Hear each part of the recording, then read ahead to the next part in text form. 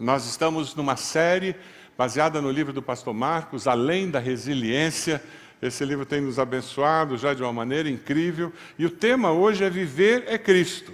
O sentido, o propósito e a resistência que vem quando eu caminho e eu vivo com esse entendimento de que o viver é Cristo. Eu tenho uma pergunta para você. Você enfrenta a vida com a certeza de que Deus é Senhor da história da sua vida? Você tem lidado com as circunstâncias da vida, circunstâncias adversas, circunstâncias muito gostosas, problemas, dificuldades, vitórias. Você tem olhado tudo isso que faz parte da vida e com a segurança de que Deus é Senhor da história da sua vida? Você pode me ajudar perguntando à pessoa do lado se ela vive com essa certeza? Você tem certeza de que Deus é Senhor da história da sua vida? Se você já viveu algum tempo, você sabe que nem sempre a vida da gente faz sentido. Já descobriu isso? Nem sempre a gente encaixa as peças. Já descobriu isso? O ter consciência de que eu não encaixo as peças, eu não tenho todas as respostas, mas Deus tem, isso traz a paz que excede todo entendimento, não é verdade? Nós vamos estudar hoje um texto lá em Filipenses 1, de 20 a 30. Mas sabe, para nós entendermos a palavra, ajuda a gente a ler um pouquinho antes, ler um pouquinho depois. Quando você estiver lendo a Bíblia no seu período devocional e você não entender, faz o seguinte, lê um pouquinho depois, lê um pouquinho antes, a Bíblia responde à própria Bíblia. Você sabia que nós temos uma classe de hermenêutica? Que nome bonito, né? Já podia chamar o cachorro de hermenêutica. Hermenêutica, vem aqui! Essa classe de hermenêutica, na realidade, são princípios para você estudar a Bíblia e compreender a Bíblia de uma maneira mais adequada. Todas as heresias surgiram de pessoas que pegaram um texto bíblico fora do contexto e eles criaram uma doutrina em cima. Aí surge uma heresia, aí surge uma seita, porque as pessoas não entenderam a palavra de fato como ela estava sendo escrita, a intenção do Espírito Santo. Então, participe dessa classe no período das 9 e às 10h45. Nós temos essa classe, uma classe aberta, qualquer um pode fazer parte dela. Para a gente entender Filipenses 1 a partir do versículo 20, eu queria que vocês lessem comigo Filipenses 1, 18 e 19. O texto diz assim, mas que importa, o importante é que de qualquer forma, seja por motivos falsos ou verdadeiros, Cristo está sendo pregado e por isso me alegro, de fato continuarei a alegrar-me. Ele está na prisão, gente, ele está falando de alegria, de que independente do que aconteça, eu vou me alegrar. E ele continua no verso 19, pois sei que o que me aconteceu resultará em minha libertação, graças às orações de vocês e auxílio do Espírito de Jesus Cristo. Aguardo ansiosamente, espero que em nada serei envergonhado, ao contrário, com toda a determinação de sempre, também agora Cristo será engrandecido em meu corpo, quer pela vida, quer pela morte. E o apóstolo vai entrar ali no versículo 20, e ele vai nos dar algumas dicas, algumas observações, alguns princípios eternos, que nos ajudam a entender que o sentido da nossa vida vem quando eu entendo que a vitória ela é eterna. Nós temos a tendência de sempre olhar a vida nesse capítulo que nós estamos vivendo. Hoje é mais um capítulo da sua vida. Amanhã é outro capítulo. Daqui a 100 anos a sua vida terá terminado. Tem alguém aqui que vai chegar a 150? Daqui a 100 anos a sua vida terá terminado. Se você foi uma pessoa muito especial e você tem descendentes que gostam de história da família, você vai ter um quadro na parede. Já parou para pensar nisso? Um quadro na parede. Eu tenho na parede da minha casa um quadro do meu bisavô. Eu e ele, numa parede lá de casa, a gente fez a parede da família. Então, a gente tem fotografia dos pais, fotografia dos avós, fotografia dos bisavós, e eu tenho lá do meu bisavô. Faço ideia de quem ele era. Só sei que ele era joalheiro. Só sei que ele foi um dos primeiros convertidos no Brasil. Mas o meu bisavô, do lado de pai, eu sei que ele era da Marinha, só isso. E que ele era positivista. A gente sabe muito pouco daqueles que passaram. Por isso que é importante nós entendermos o valor da vida aqui, porque isso vai nos ajudar a viver da melhor maneira possível aqui. Porque depois todo mundo vai passar pela morte, não é verdade? Pergunta a pessoa do lado aí se ela está pronta para morrer. Eu não estou perguntando se você quer morrer. Estou perguntando se você está pronto para morrer.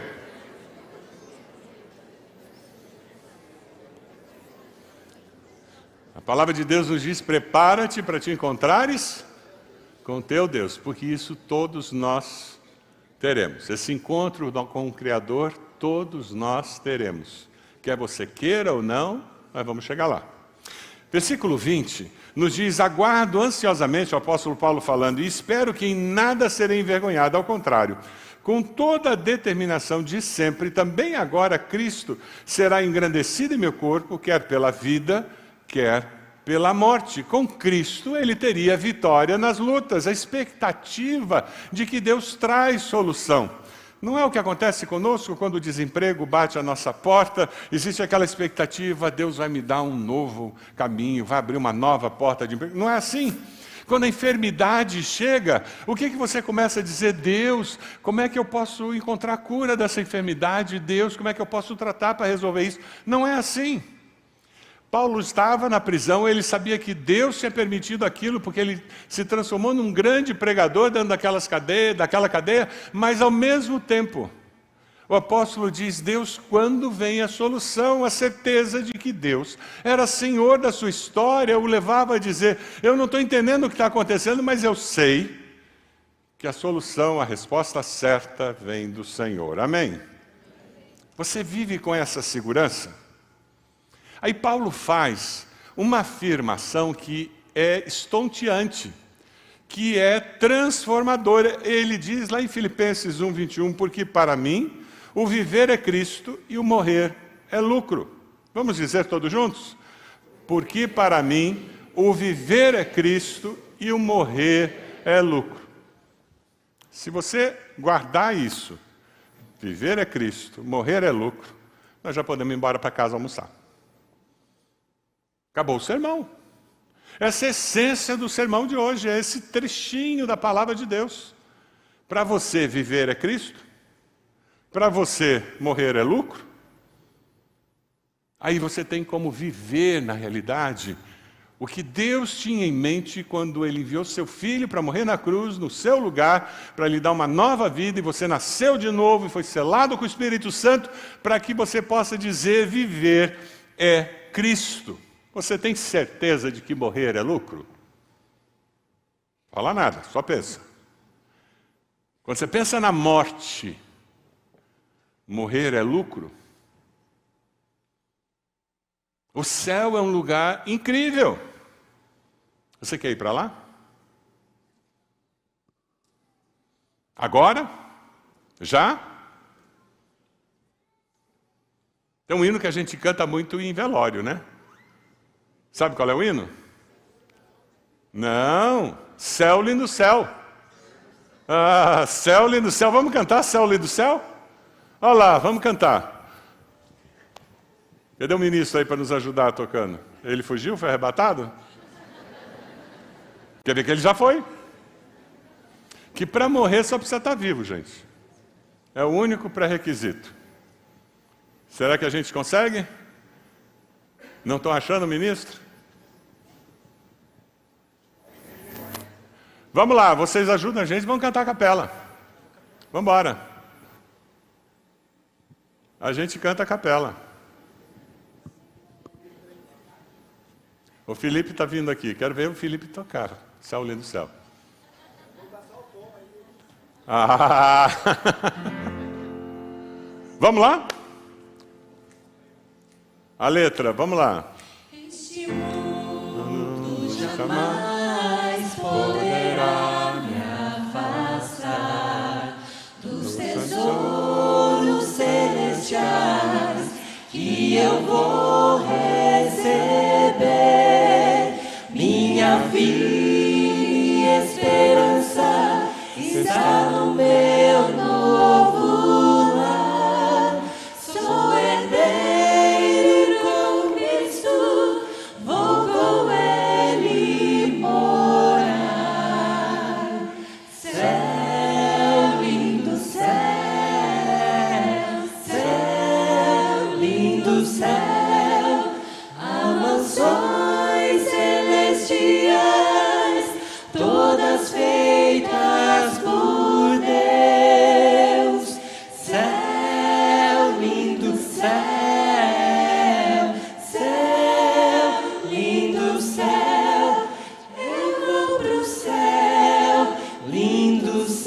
com Cristo vou morar no lindo céu.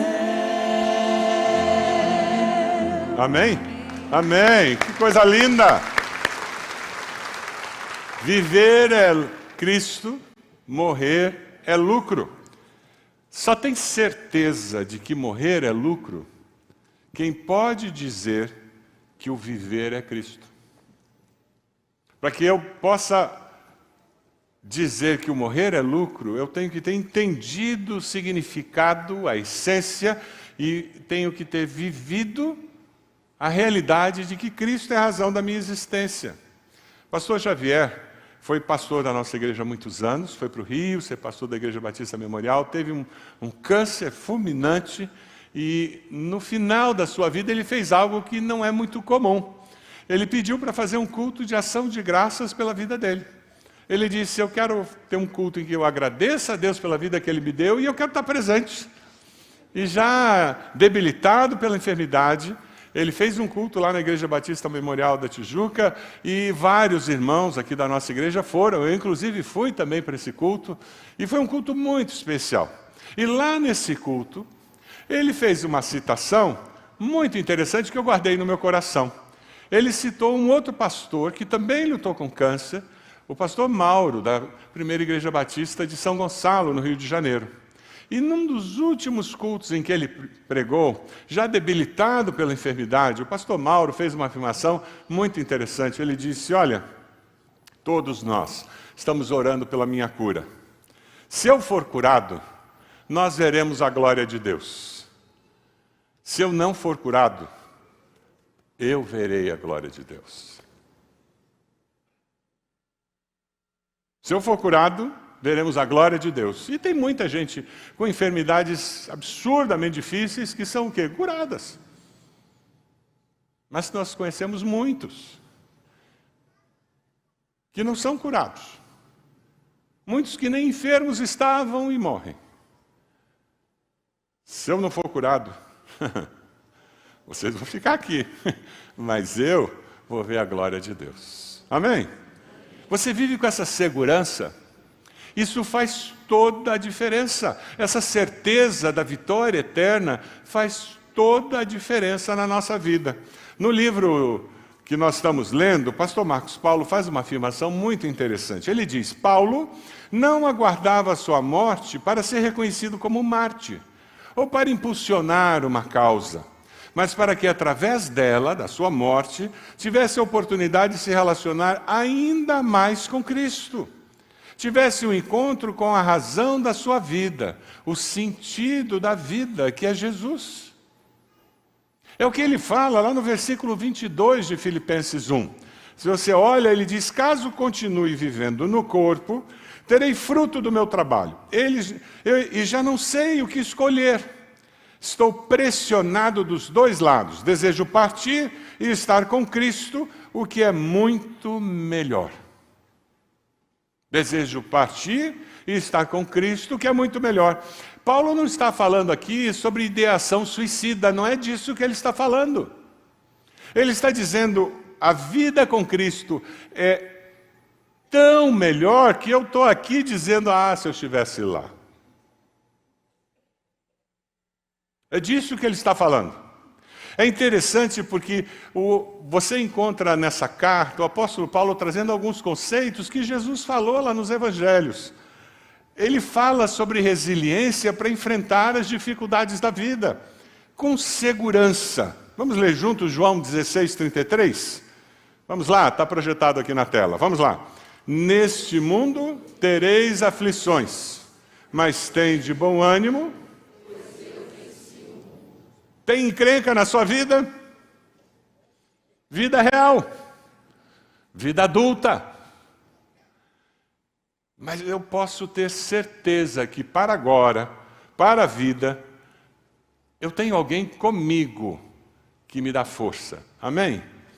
Para a morte, o apóstolo ele está falando de algo que tem a ver com a segurança que as palavras do nosso Senhor trazem a nós. Vamos ler juntos João 14:1? Vamos lá? Não se perturbe o coração de vocês, creiam em Deus. calma, sossega coração. E ele fala também sobre um outro princípio que a gente encontra na palavra, que é para além da vida. Para a vida, para a morte e para além da vida depois. O que tem lá? Veja o que a gente encontra em João 14. Vamos ler juntos? Na casa de meu pai há muitos aposentos. Se não fosse assim, eu lhes teria dito, vou preparar-lhes lugar. E se eu for e lhes preparar lugar, voltarei e os levarei para mim, para que vocês estejam onde eu estiver. Você vive com essas certezas? Eu experimento vitória na minha vida conforme essas certezas vão se tornando realidade. Isso me dá liberdade do medo da morte, me dá a segurança de que se acontecer de eu morrer ou alguém que eu amo morrer, essa pessoa está melhor do que poderia estar aqui, isso traz conforto ao meu coração, não tira o sofrimento faz parte dessa existência humana em que o pecado manchou o projeto de Deus. Porém, Deus vem e nos dá alívio, o bom pastor nos ajuda a caminhar pelo vale da sombra da morte com paz, com segurança. A alegria de viver no agora dava segurança de que ele podia ir ou ficar. E o Senhor da história da vida dele continuaria tendo a vida dele nas suas mãos. Deus tem a sua vida, a sua história nas suas mãos. Amém? Lidar com morte para algumas pessoas é muito difícil. A minha filha, quando ela tinha 4 aninhos, ela presenciou a morte da bisavó. A avó da Ede, bisavó da Heloísa, parou de respirar. A irmã da Ede veio, começou a fazer massagem cardíaca, e nisso, aquele toco de gente de 4 anos entrou no quarto, ficou parada na parede, assustada com todo aquele movimento. E de repente ela simplesmente olha para Ede e diz assim, para de machucar a minha bisa, ela já foi com Jesus. As duas pararam, porque elas não tinham percebido que a menina estava ali. Fizemos o sepultamento. No sepultamento ela jogava as pétalas e dizia, tchau, bisa, tchau, bisa. Foi para a casa da minha mãe. Tinha umas crianças brincando no parquinho lá embaixo, ela chegou na sacada do apartamento, olhou lá para baixo, olhou lá para baixo. O que criança faz? Ela começou a se debruçar. Aí minha mãe disse o que nós já dissemos para toda criança. Cuidado, porque a cabeça pesa mais do que o corpo. Se você se debruçar demais, você acaba caindo e você vai morrer. Ela olhou para minha mãe e disse assim, aí não tem problema, porque daí eu vou para o céu ficar com a bisa. Simples assim. Minha mãe pegou ela no colo, não, se você for embora, se você morrer, eu vou ficar muito triste, mamãe e papai, e fez toda aquela conversa que tinha que fazer. Mas a criança, com uma simplicidade muito grande, ela fala sobre morte, sobre ir para o céu. Nós, adultos, é que complicamos esse processo. Quando nós entendemos que viver é Cristo e morrer é lucro, entendemos a segurança eterna que há em Cristo Jesus. Depois que eu me arrependo dos meus pecados, peço perdão a Deus, confesso Jesus como meu Senhor e Salvador, a Bíblia diz, será salvo. Vida eterna para sempre. Aleluia! Sabe, é interessante porque existem pessoas que têm ideação suicida. Se você está aqui e você tem tido pensamentos de morte, eu quero desafiar você a procurar ajuda. Procure um terapeuta, procure um dos pastores, procure o líder do seu pequeno grupo, compartilhe com essa pessoa, peça oração, peça que essa pessoa caminhe com você. Nós queremos ajudar você, porque saber que existe vida eterna no céu com Deus não significa que eu planejo a minha morte e que eu desejo a minha morte. Porque existe um instinto vital que Deus colocou em nós, que é o instinto de preservar a vida. E Deus deseja que nós vivamos a vida abundante, uma vida com propósito. Quem descobre o sentido da vida em Cristo Jesus, ele descobre propósito para a vida. Quando nós entendemos que existe vitória eterna, eu passo a viver aqui entendendo que existe missão. Viktor Frankl, um psiquiatra, criador da logoterapia, ele descreveu e refletiu na vida nos campos de concentração nazista.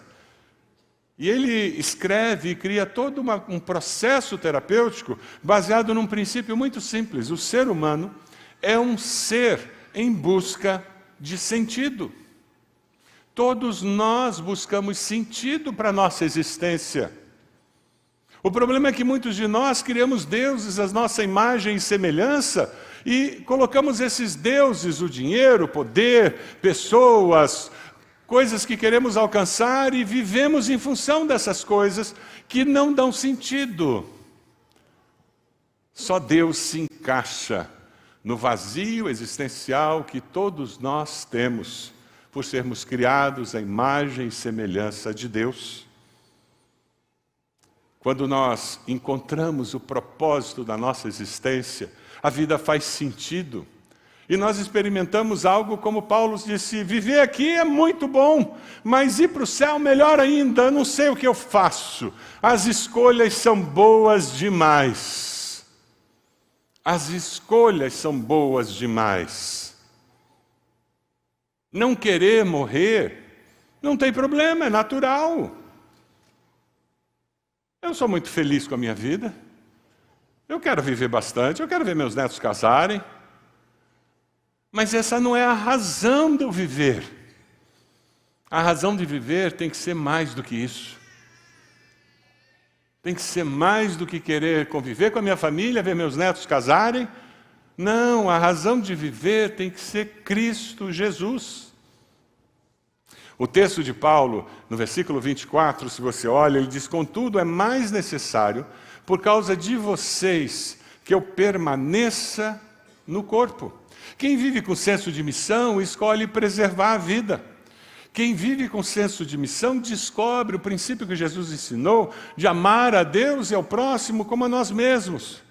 E vive aqui transbordando amor na vida daquelas pessoas que estão próximas de nós. O pastor Marcos, lá no seu livro, ele faz uma citação que eu trago aqui para vocês. Paulo olhava o passado com gratidão, o presente como plataforma de oportunidades e o futuro sem medo da morte ou de uma vida de sofrimento. Um futuro sem medo da morte. Olha de canto de olho para a pessoa do lado. Ou você ou ela vai morrer antes. E no frigir dos ovos, os dois vão morrer. É simples assim. Ah, pastor, mas eu tenho medo de sofrer no final da minha vida. Se você tem medo de sofrimento, é hora de você se libertar desse medo. E no final desse culto, vir aqui à frente de joelhos e dizer, Senhor, a partir de hoje, se eu tiver que sofrer, eu sei que o Senhor vai me dar graça suficiente para sofrer. Alguém aqui já foi no hospital visitar uma pessoa muito doente e você saiu de lá confortado? Você pensou que ia confortar e saiu confortado? Já aconteceu isso com você? Levanta a mão. Sabe por quê? Aquela pessoa estava passando um momento na vida que ela precisava de uma graça especial para enfrentar aquele sofrimento. Você não está passando por aquela enfermidade. Você não está passando por aquela crise. Você não recebeu essa graça. Você está olhando a graça e o poder de Deus sendo manifestada na vida de uma pessoa e você diz, glória a Deus, como alguém aguenta um tranco desse na vida. Mas com Jesus, tudo é possível, amém? Sabe, é interessante, porque quando você pensa no que o apóstolo está falando, você diz, tá, então Deus vai me dar uma graça especial, como deu para ele lá na prisão, para que eu possa me alegrar no Senhor, não na prisão, não na enfermidade, mas no Senhor que está comigo passando pelo vale da sombra da morte. É interessante porque o apóstolo no versículo 25 ele começa dizendo, eu estou convencido, sei que vou permanecer e continuar com todos vocês. Percebe? Ele fala dessa distância entre a vida eterna com Deus, uau! E a vida aqui com vocês, legal. Ele diz, mas eu fico porque existe um senso de missão. Eu preciso trabalhar para o seu progresso e alegria, a fim de que pela minha presença, outra vez a exultação de vocês em Cristo transborde por minha causa.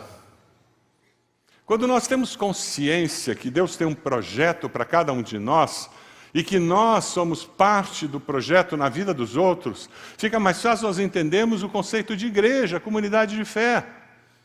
Filipenses 1,6 diz que Deus nunca desiste de nós. Eu estou bem certo que aquele que começou a boa obra em vós, há de completá-la até o dia de Cristo Jesus. Deus nunca desistirá de você. Você pode dizer para a pessoa do lado isso? Deus não vai desistir de você, não. Aguenta o tranco, fica firme, persevere, confie em Deus, porque Ele tem um projeto para a sua vida. O encontrar o sentido da vida, porque eu sei que sou mais do que vencedor em Cristo, vai fazer com que eu transborde na vida de outras pessoas o amor de Deus. Nossa igreja está começando as comemorações dos 65 anos, que vai acontecer em setembro do ano que vem. O tema dessa celebração é transbordar vida, transbordar amor. É isso que nós queremos fazer, transbordar o que nós encontramos em Cristo na vida das pessoas. É disso que Paulo está falando. Paulo está falando sobre encontrar um sentido de vida em Cristo e, alinhado com o propósito de Deus, transbordar na vida das pessoas. Aí ele, na prisão, encontrava sentido em gastar tempo escrevendo as cartas para as igrejas. Fazia sentido, no meio da prisão, eu evangelizar os soldados que estavam cuidando de mim. Fazia sentido, no meio do desemprego, eu continuar servindo a Deus com alegria. Fazia sentido, no meio de uma quimioterapia, no meio de uma doença crônica que não acaba, continuar servindo a Deus com alegria. Por quê? Viver é Cristo.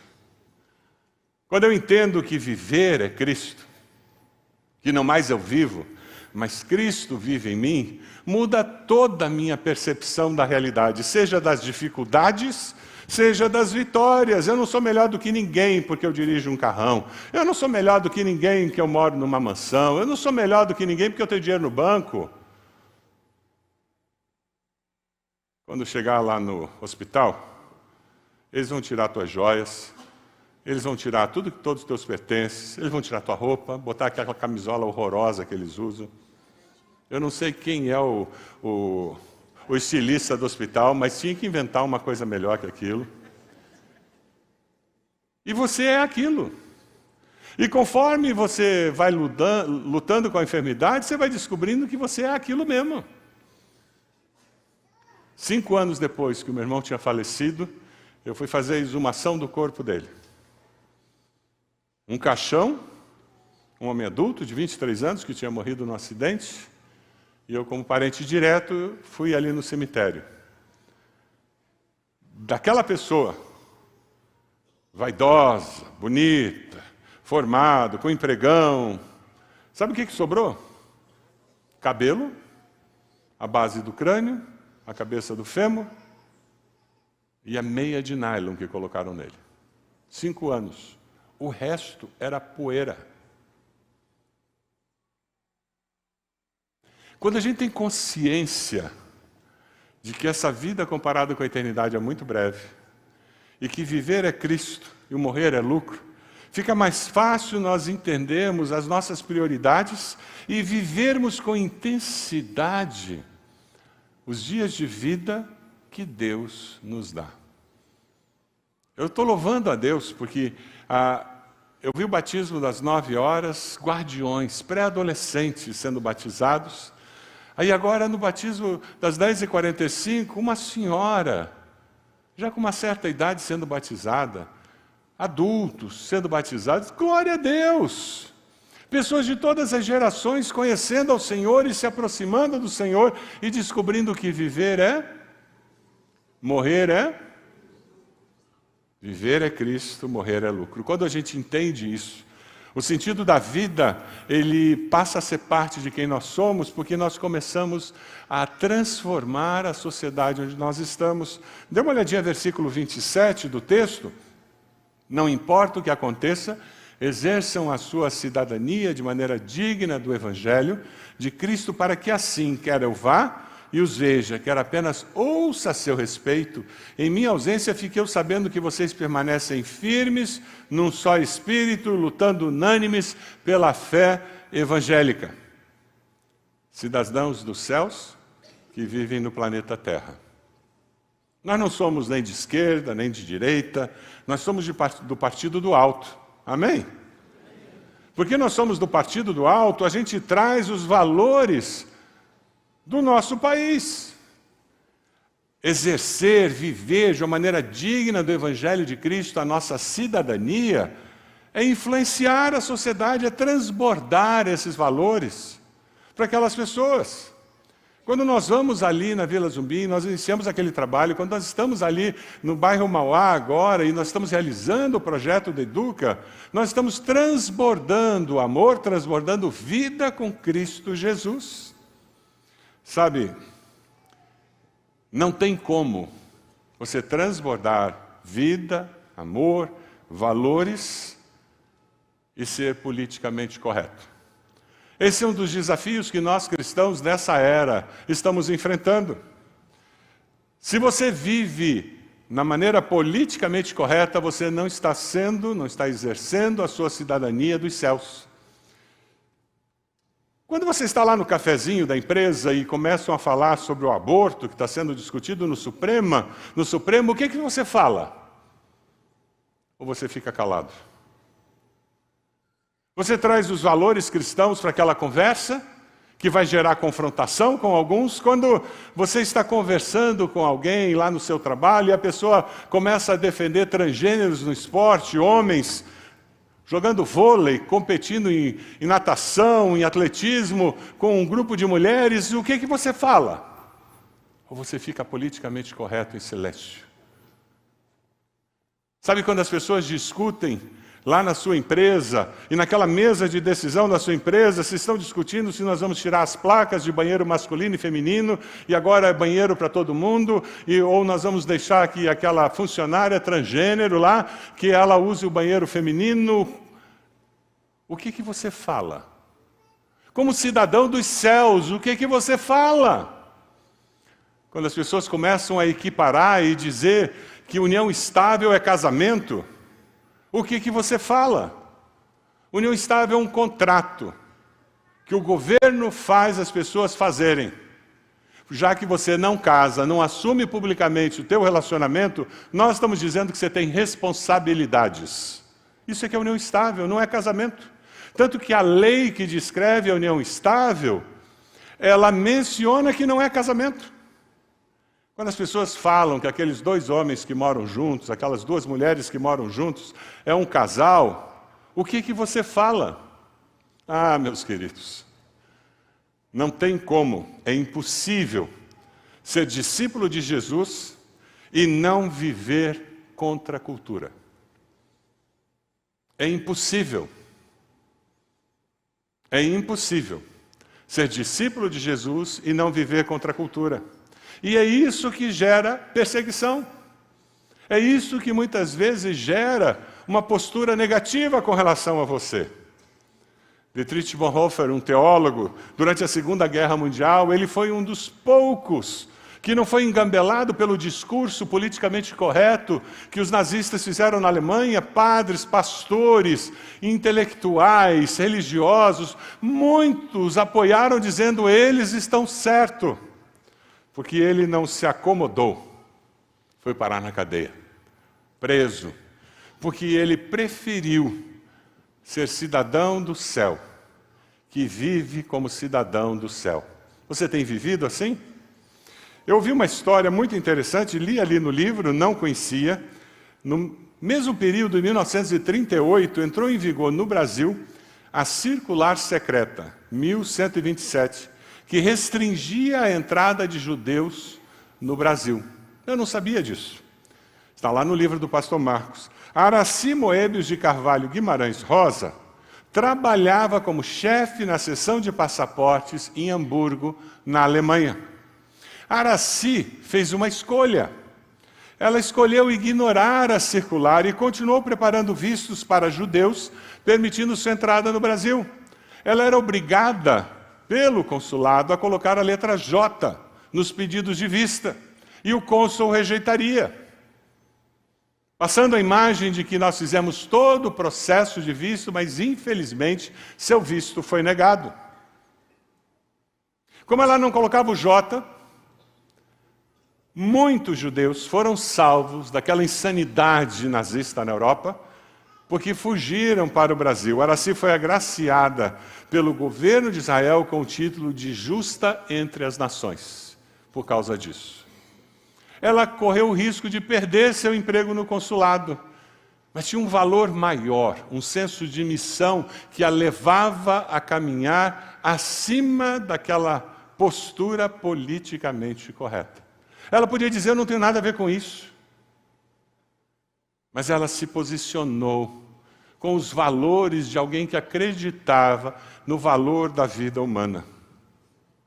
No versículo 28, o apóstolo Paulo nos diz, sem de forma alguma deixar-se intimidar por aqueles que se opõem a vocês.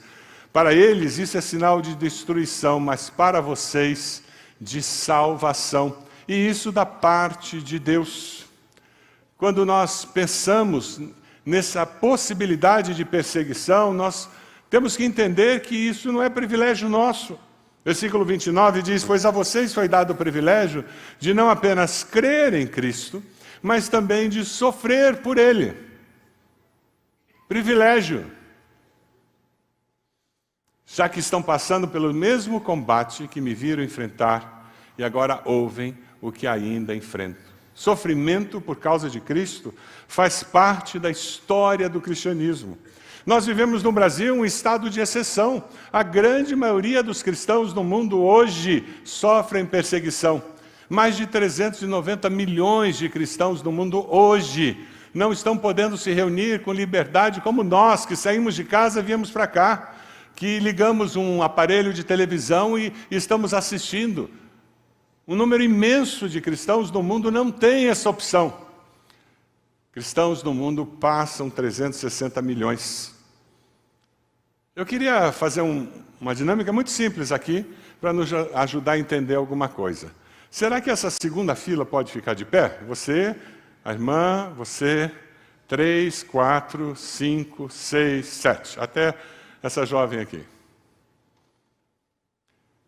Eles estão representando os cristãos no mundo. De cada 7 cristãos no mundo, Ezequiel, você levanta a tua mão. Só um. Ele está sendo perseguido e correndo risco de vida, porque ele assume que é cristão. Os demais estão sofrendo perseguição velada na Europa, Estados Unidos, países como o Brasil, em que a lei não permite que sejam perseguidos, mas existe perseguição velada. Vocês já descobriram? Antipatia, porque eu sou crente, porque eu me posiciono, porque eu expresso as minhas convicções. Já experimentaram isso? Pode sentar, muito obrigado. É importante nós termos isso em mente hoje, domingo, 22 de outubro, 15 cristãos serão mortos. Hoje. Então, nós já estamos vivendo algumas horas no dia de hoje, alguns já foram mortos pela fé. Nós vivemos num estado de exceção, sendo cristão num país como o Brasil. 30 igrejas batistas em Israel e na Palestina estão passando por essa guerra insana. A igreja batista lá na Palestina já foi bombardeada e não tem mais nada, ninguém usa. Não tem como usar. É interessante porque lá na Ucrânia, centenas de igrejas foram bombardeadas, destruídas, e estão tendo que se encontrar em situações subterrâneas para se proteger dos bombardeios. Mianmar, o pastor Samson, faz 1 ano que ele está preso. Sabe qual a causa da sua prisão? Ele estava pregando a palavra de Deus na igreja dele, que é proibido por lei fazer isso. Nós temos liberdade por enquanto no Brasil. Como nós estamos usando essa liberdade? Mesmo tendo liberdade religiosa no nosso país, existe uma perseguição silenciosa que acontece. E quando nós nos posicionamos e nos tornamos discípulos que expressam contra a cultura, essa perseguição deixa de ser muito silenciosa e se torna mais clara, mais evidente. Não tem como ser discípulo de Jesus sem enfrentar isso. Se você está aqui hoje e você diz, pastor, eu não tenho problema no meu trabalho. As pessoas até dizem, nossa, você é crente? Não imaginava. Você é muito legal. Desculpa. O que essa pessoa está dizendo para você, você é um crente frouxo. Você é um crente vagabundo. Ou vagabunda. Porque crente bom, crente raiz, discípulo de Jesus raiz, se transforma em consciência da sociedade. Ele tem uma palavra de esperança, mas ele tem uma palavra profética, que confronta o erro, que confronta o pecado. Nosso desafio é denunciar o pecado e amar o pecador. E passar essa mensagem muito clara. Eu queria convidar você a baixar sua cabeça agora, olhando para o seu coração. Você tem medo da morte? Eu quero desafiar você a dizer, Deus, tira esse medo de mim, porque isso não é do Senhor. Isso é coisa do diabo no meu coração. Com Cristo eu vou vencer as lutas, com Cristo estarei preparado para morrer, seja quando for. Eu quero viver mais, Senhor, mas se o Senhor me chamar hoje, eu estou pronto, eu estou pronta. Com Cristo eu viverei para amar a Deus e ao próximo, para transbordar a vida que há em Cristo. Tem alguém no seu trabalho, na sua família, com quem você precisa conversar e transbordar amor, os valores de Cristo? Eu queria desafiar você a sair do seu lugar, vir aqui à frente, colocar essa pessoa diante do Senhor, de joelhos aqui na frente, com esse gesto dizendo, eu quero que Deus me dê uma oportunidade para que eu possa transbordar o amor de Deus, a vida com Cristo para essa pessoa. Saia do seu lugar, pode vir, vem aqui à frente, coloque-se de joelhos, isso. E com esse gesto você está dizendo, Deus, eu sozinho eu não vou dar conta, mas eu preciso, Deus, eu preciso conversar com essa pessoa, falar a verdade, mas falar a verdade em amor. Eu preciso desafiar essa pessoa a encontrar sentido para a vida em Cristo, a parar de se enganar com valores que não são os valores eternos.